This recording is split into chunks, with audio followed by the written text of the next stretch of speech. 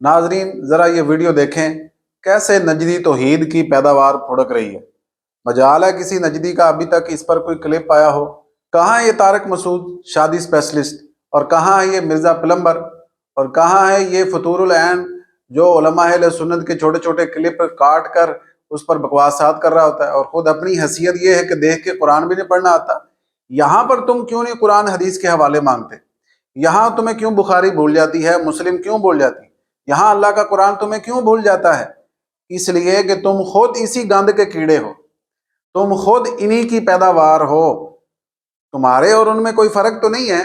तो फतवे तो तुम्हारे वहां लगते हैं जहां नबी की ताजीम की बात हो, जहां रसूलुल्लाह के मिलाद की बात हो, जहां रसूलुल्लाह से प्यार की बात हो, वहां पर तुम्हें तुम्हारे फतवे याद आते हैं कि ये शिरक है, ये बिदत है। जहां अल्लाह वालों से प्यार और मोहब्बत की बात आ जाए वहां शिरक और बिदत जागता है।